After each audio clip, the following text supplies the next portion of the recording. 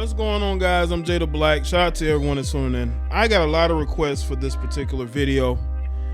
I was sent another one as well, but I'm gonna do this one first because this is the saddest out of both situations. Both are sad, but this is, this one was sad as well. Apparently, there was a female who decided to go to the Dominican Republic because she wanted to get a BBL. For those who don't know what a BBL is a Brazilian butt lift.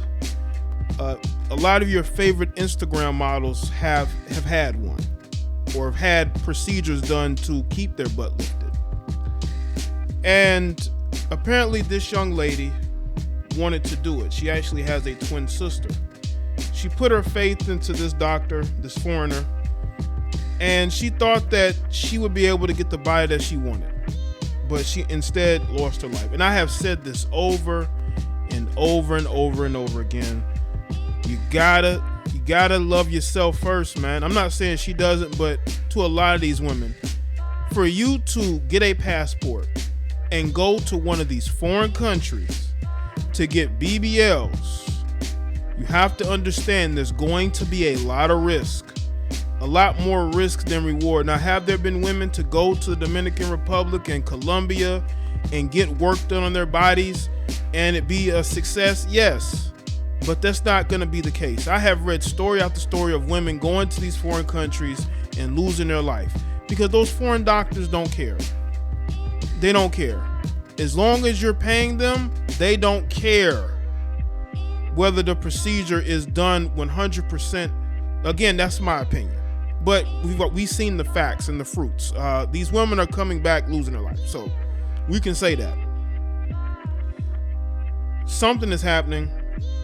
I think the mentality of women these days, they want what they see other women having, the big butts, because they want to go and they feel like, they want to look like those women, right? They feel like they have bigger hips and bigger butt, that it'll help their dating life or to help them get more attention. But is it really worth it? Is it truly worth it?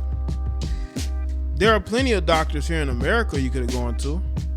Why put your faith in somebody that could barely speak English properly or speak English very well?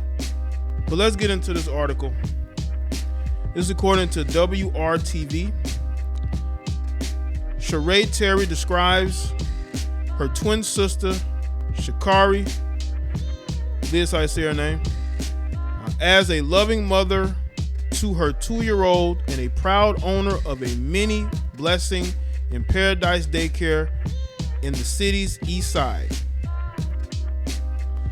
Me and my sister had the type of relationship that we could get into it 1 minute and then right after we would be back friends and talking. I think that's how a lot of siblings are.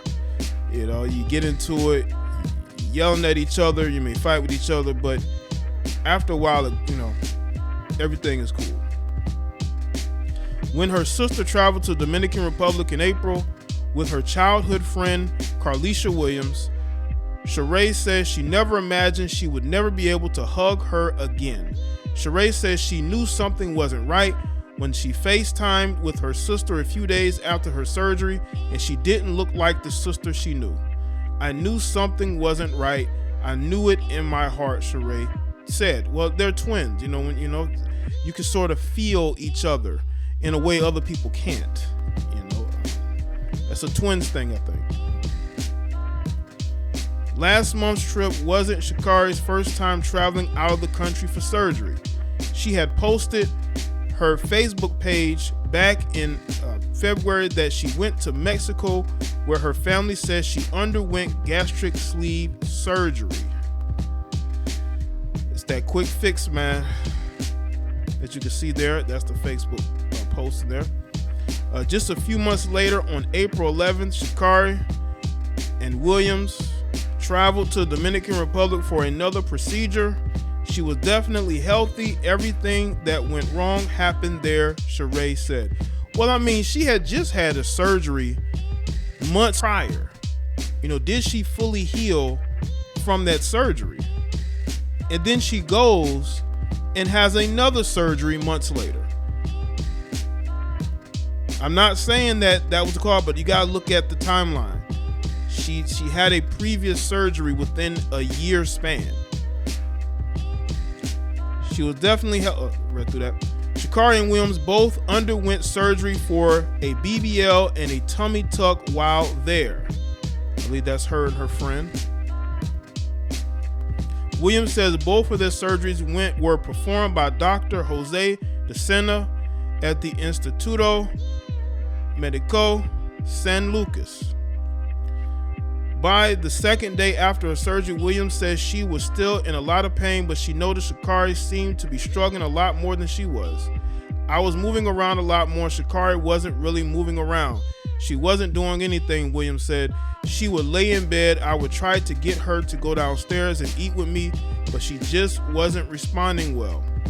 A day later, Shacare was admitted into the Central Medical Scano SRL clinic in Santiago.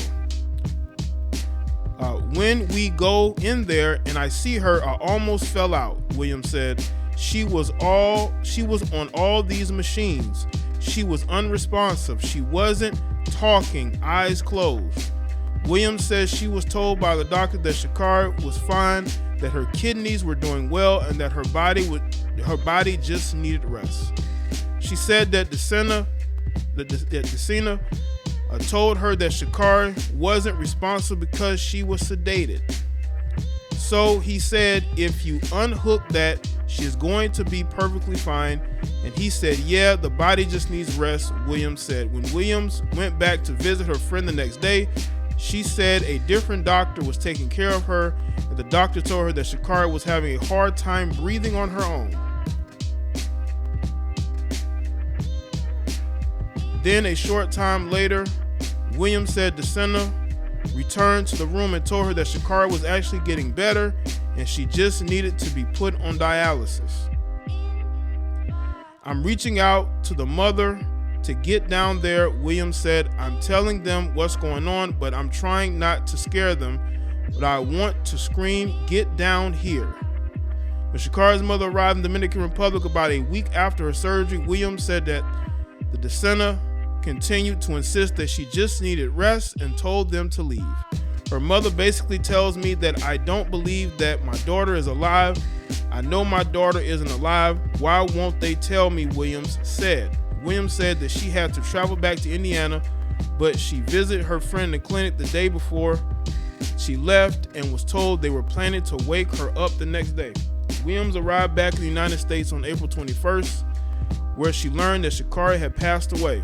Shacare's mom said, Carlicia, I went back to my room for an hour and they called me and told me that her heart stopped that quick.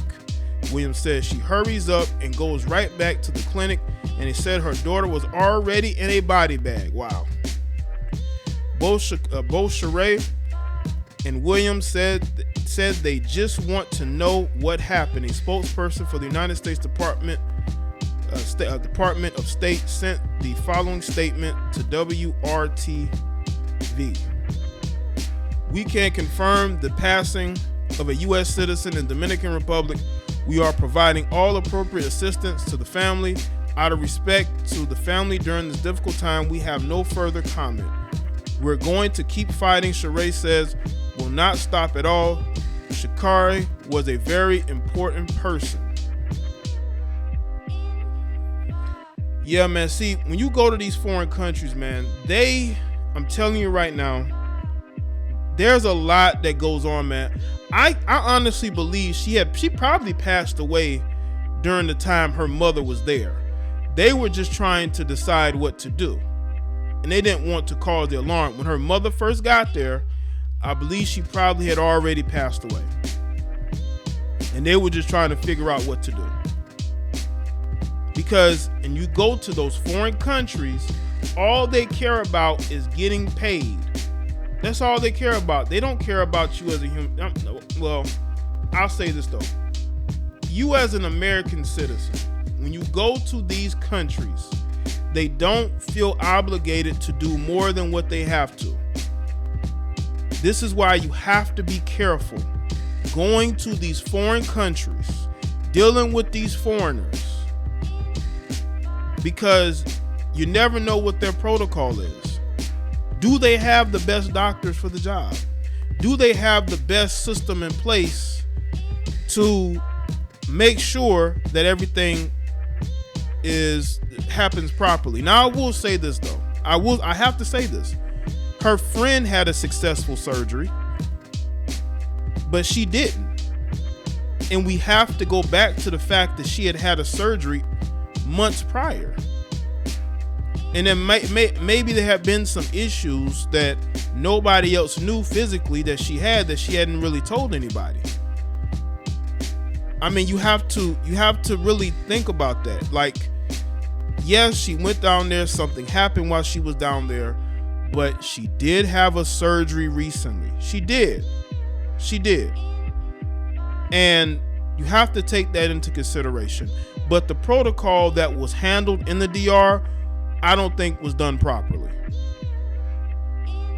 WRTV has made numerous attempts to contact Dr. Jose in the Dominican Republic. He has not responded to any of our requests. Shacare's family says they hope they have her body back in the U.S. sometime this week. Traveling overseas for cosmetic surgeries is something many doctors say is a growing trend in the United States. Dr. Ivan Haddad, who specializes in plastic and reconstructive surgeries for the Ashkenazi Methodist and IU Health, says since last summer, he has seen at least one patient per week at his practice who had previously left the country for plastic surgery. Haddad says that some of those patients have had complications from their overseas surgeries, but not all of them have. I would say it's 50-50, Haddad said. There's a number of patients that have had the operations that they wanted and had an adequate result, but then it's basically a coin flip where others have had some complications, some that are expected and some that are not. Before you get any type of procedure here in Indiana, you can look up the doctor's name and check their qualifications, disciplinary history, and any claims of malpractice online with the Medical Licensing Board of Indiana. Yes, you definitely have to do your due diligence. Definitely have to do your due diligence. I have said this, man. I don't know why these women go to these foreign countries for surgeries. I understand it's cheaper, but do you really need that? There are women who produce tutorial videos on how to get the bigger butt, to work on certain areas, right? Yes, you got to work on your diet if that's the stuff that you want. You can get you a personal trainer. There are many ways of getting where you want to go, but you have to be able to put that work in.